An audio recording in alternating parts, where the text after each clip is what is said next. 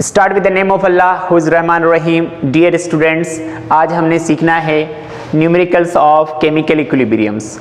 ठीक है, तो पहला हमारे पास जो न्यूमेरिकल है वो है कि nitrogen tetroxide decompose into nitrogen dioxide in a reverse reaction. अब हमारे पास एक कंपाउंड है जिसका नाम क्या है, dinitrogen tetraoxide. Di word का मतलब क्या है, डाई का मतलब क्या है, डाई का मतलब है डाई मीन्स 2, ठीक है, और टेट्रा का मतलब क्या है 4, ठीक है। तो डाई नाइट्रोजन टेट्राऑक्साइड को जब हम डिकम्पोज करते हैं, डिकम्पोज ऐसे नहीं होगा, उसको हीटअप करना पड़ेगा, ठीक है ना। डिकम्पोज का मतलब है कि एक मॉलिक्यूल दो या दो से ज्यादा कंपोनेंट्स के अंदर ब्रेकअप हो जाए, ठीक है। तो ये हमारे पास एक कंपाउंड है जिसको हमने हीट किया और ये नाइट्रोजन डाइऑक्साइड के दो मॉलिक्यूल्स उसमें से बने। अब हमने क्या करना है कि ड्राइव इक्विलिब्रियम कांस्टेंट, मतलब इक्विलिब्रियम कांस्टेंट ड्राइव करनी है जब ये डिकम्पोजिशन होती है इस रिएक्शन की, ठीक है। तो इक्विलिब्रियम कांस्टेंट का हमारे पास फार्मूला पता है, पहले हमने सीखा है कि ये इसका फार्मूला है प्रोडक्ट की कंसंट्रेशन ओवर रिएक्टेंट की कंसंट्रेशन। तो प्रोडक्ट हमारे पास क्या है, नाइट्रोजन डाइऑक्साइड, ठीक है ना। नाइट्रोजन डाइऑक्साइड के दो मॉलिक्यूल्स हैं, ठीक है, और जो ये जो कोफिशिएंट है ये इसका एक्सपोनेंट बन जाता है और ये हमारे पास क्या है, रिएक्टेंट है, ठीक है। तो प्रोडक्ट ओवर रिएक्टेंट्स, प्रोडक्ट हमारे पास क्या है, नाइट्रोजन डाइऑक्साइड, और रिएक्टेंट्स हमारे पास हैं डाई नाइट्रोजन टेट्राऑक्साइड। तो ये इसका जो है वो आंसर हो गया पहले क्वेश्चन का। सेकंड क्वेश्चन है हमारे पास, सेकंड न्यूमेरिकल है कि phosphorus pentachloride, phosphorus trichloride and chlorine gas at equilibrium condition पर टेम्परेचर कितना दिया जाता है, इसको 500 केल्विन दिया जाता है in a close container and their concentration, और उनकी जो कंसंट्रेशन है, मिकदार है 0.8 इंटू 10⁻³ मोल पर डेसीमीटर क्यूब, 1.2 इंटू 10⁻³ मोल पर डेसीमीटर क्यूब, 1.2 इंटू 10⁻³ मोल पर डेसीमीटर क्यूब रिस्पेक्टिवली। अब रिस्पेक्टिवली का मतलब क्या है कि पहले हमने क्या करनी है, इक्वेशन लिखनी है। हमारे पास जो फास्फोरस पेंटाक्लोराइड है इसको जब डिकम्पोज किया जाता है in the presence of heat की मौजूदगी में, तो फास्फोरस ट्राइक्लोराइड और क्लोरीन गैस की फॉर्मेशन होती है। तो इसका मतलब है रिस्पेक्टिवली का कि जो पहली वैल्यू है वो किसकी है, फास्फोरस पेंटाक्लोराइड की, और दूसरी जो वैल्यू है वो फास्फोरस ट्राइक्लोराइड की, और तीसरी जो वैल्यू है वो क्लोरीन गैस की है, ठीक है। तो हमने क्या करना है, कैलकुलेट द वैल्यू ऑफ केसी भी मालूम करनी है हमने इस क्वेश्चन के अंदर, और उसका यूनिट भी ड्राइव करना है, ठीक है। यूनिट और केसी कैलकुलेट करनी है। तो सबसे पहले हमारे पास केसी का जो फार्मूला हमने ड्राइव किया था पहले लॉ ऑफ मास एक्शन में, कि प्रोडक्ट की कंसंट्रेशन ऑफ रिएक्टेंट की कंसंट्रेशन। अब प्रोडक्ट की कंसंट्रेशन हमारे पास गिवन है, ये प्रोडक्ट है और ये हमारे पास रिएक्टेंट है। तो इसकी जो वैल्यू गिवन है हमारे पास, ये वैल्यू और ये वैल्यू, ठीक है, ये हमने वैल्यू इसके अंदर पुट कर दी इस इक्वेशन के अंदर, और ये हमारे पास रिएक्टेंट है, यहाँ पर हमने रिएक्टेंट की वैल्यू पुट की। अब हमने क्या किया, 1.2 इंटू 10⁻³ मोल पर डेसीमीटर क्यूब को इसके साथ मल्टीप्लाई किया 1.2 इंटू 10⁻³ मोल पर डेसीमीटर क्यूब के साथ। जब हमने इन दोनों वैल्यूज को मल्टीप्लाई किया 1.2 इंटू 10⁻³ एंड 1.2 इंटू 10⁻³, तो इसको मल्टीप्लाई किया, ठीक है ना, इन दोनों वैल्यूज को मल्टीप्लाई किया तो हमारे पास ये आंसर आया 1.44 इंटू 10⁻³। तो यहाँ पर मोल है, तो मोल को मोल से मल्टीप्लाई करेंगे तो मोल स्क्वायर हो जाएगा, ठीक है, मोल स्क्वायर, और डेसीमीटर क्यूब इनवर्स को मल्टीप्लाई किया तो डेसीमीटर क्यूब -6 आ गया, इनवर्स 6 आ गया, ठीक है। और ये वैल्यू जैसी है वैसे हमने यहाँ नीचे रखी। तो जब हमने 1.4 इंटू 1.44 को डिवाइड किया 0.8 से, तो जवाब आया हमारे पास 1.8, ठीक है। और ये -3 है, ये -3 अगर एक्सपोनेंट माइनस का है ऊपर जाएगा क्योंकि बेस सेम है, तो ये प्लस में कन्वर्ट हो जाएगा, ठीक है ना। तो -6 + 3, और इसी तरह से मोल है, यहाँ पर 1 है, तो ये 1 ऊपर जाएगा तो इनवर्स का हो जाएगा, तो 2 - 1, और यहाँ -6 है, यहाँ -3 है, तो बेस सेम है, तो ये वैल्यू ऊपर जाएगी, तो इनवर्स इसकी साइन जो है चेंज हो जाएगी, ये माइनस है तो प्लस हो गई, ठीक है।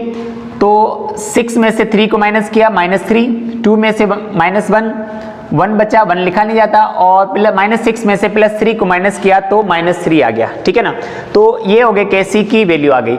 ये केसी की वैल्यू है। क्वेश्चन में क्या पूछ रहा है कि केसी की वैल्यू हमने कैलकुलेट करनी है और उसके साथ साथ इसका यूनिट भी ड्राइव करना है। तो इसकी ये वैल्यू आ गई केसी की और इसका ये यूनिट आ गया। तो इस क्वेश्चन का जो आंसर है वो 1.8 × 10⁻³ मोल पर डेसीमीटर क्यूब है। जी बेटा, तो अब हम न्यूमेरिकल नंबर 3 को सॉल्व करेंगे। तो न्यूमेरिकल नंबर 3 है the value of KC for the reaction, मतलब केसी की वैल्यू हमारे पास गिवन है। एक रिएक्शन है जो इक्विलिब्रियम कंडीशन में है, उसकी केसी इक्विलिब्रियम कांस्टेंट की वैल्यू हमारे पास गिवन है। रिएक्शन हमारे पास क्या है कि हाइड्रोजन आयोडाइड गैस है, उसको जब हम डिकम्पोज करते हैं तो हाइड्रोजन गैस और आयोडीन गैस की फॉर्मेशन होती है, ठीक है ना। ये हमारे पास क्या है, रिएक्टेंट है, ये हमारी प्रोडक्ट बनी जब इसको डिकम्पोज किया, ठीक है ना। तो इस रिएक्शन की ऑलरेडी हमारे पास केसी की वैल्यू गिवन है।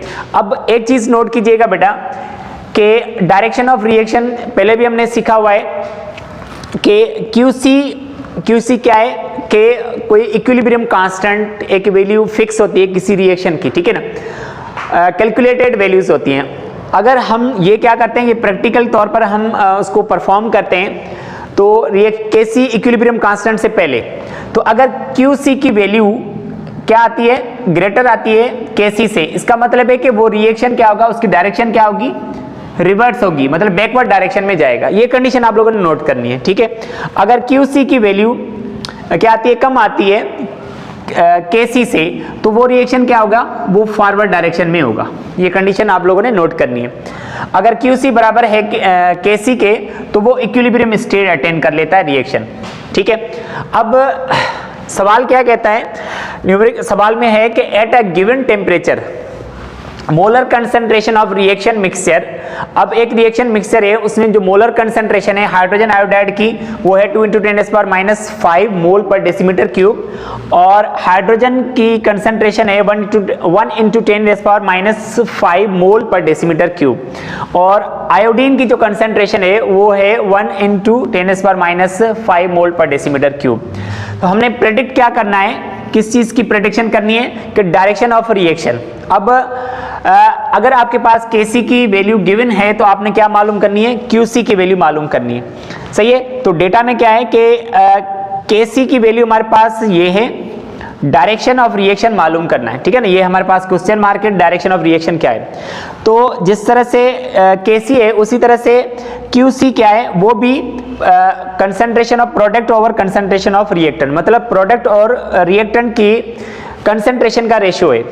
तो इस वैल्यू के अंदर हमने क्या करना है, पुट करना है। तो हमारे पास जो प्रोडक्ट है वो क्या है, ये हमारे पास प्रोडक्ट है। तो प्रोडक्ट आयोडीन और हाइड्रोजन और आयोडीन की जो हमारे पास कंसंट्रेशन है, हाइड्रोजन और आयोडीन इनकी कंसंट्रेशन हमारे पास क्या है, गिवन है। इनको इस वैल्यू में पुट किया, इसकी वैल्यू पे प्रोडक्ट की जगह पे हमने ये दोनों वैल्यूज को पुट किया, और उसके बाद रिएक्टेंट हमारे पास क्या है, हाइड्रोजन आयोडाइड, इसकी कंसंट्रेशन क्या है हमारे पास, ये इसकी कंसंट्रेशन है, ठीक है। तो यहाँ पर हमने हाइड्रोजन आयोडाइड की वैल्यू रखी, रिएक्टेंट है, ठीक है। तो अगर हमने 1 × 10⁻⁵ को मल्टीप्लाई किया 1 × 10⁻⁵ से, ठीक है ना, तो जवाब आया हमारे पास 1 × 10⁻10 आया। मोल को मोल से मल्टीप्लाई किया तो मोल स्क्वायर हो गया, और डेसीमीटर इनवर्स को मल्टीप्लाई किया डेसीमीटर इनवर्स से तो -6 आया, ठीक है ना। और ये जो रिएक्टेंट है वो वैसे नीचे रखे। तो हमने इस वैल्यू को इसके साथ क्या करना है, डिवाइड करना है। तो हमने डिवाइड किया तो जवाब हमारे पास क्या आया, 0.5 × 10⁻⁻6। अब इसका ये पॉइंट अगर राइट साइड लेके जाएंगे तो ये इनवर्स में हो जाएगा -10, अगर राइट साइड को तरफ जाएगा तो -1 आ जाएगा, 10⁻⁻1 आ जाएगा। तो -1 -6 कितना हो जाएगा, -5 कितना हो जाएगा, 6 हो जाएगा, ठीक है ना।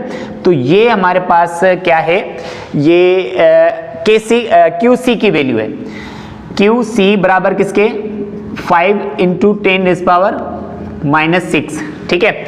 अब आप नोट करें या थोड़ा अंदाजा लगाएं कि प्रेडिक्शन क्या होगी, रिएक्शन किस तरफ मूव करेगा। अब ये हमारे पास वैल्यू है -4 है, यहाँ पर हमारे पास वैल्यू है -6 है, 10⁻⁻6 है, तो ऑफकोर्स ये वैल्यू क्या है, ग्रेटर है as compare to this one. तो हम कह सकते हैं कि QC greater than KC greater than QC। तो अगर KC, इसका मतलब क्या है कि हम इसको ऐसे भी लिख सकते हैं कि QC लेस देन KC, ठीक है ना, QC लेस देन KC, इसका मतलब है कि रिएक्शन हमारा कहां जाएगा, फॉरवर्ड डायरेक्शन में। तो प्रेडिक्शन ऑफ रिएक्शन क्या होगा कि रिएक्शन की प्रेडिक्शन क्या होगी, फॉरवर्ड डायरेक्शन।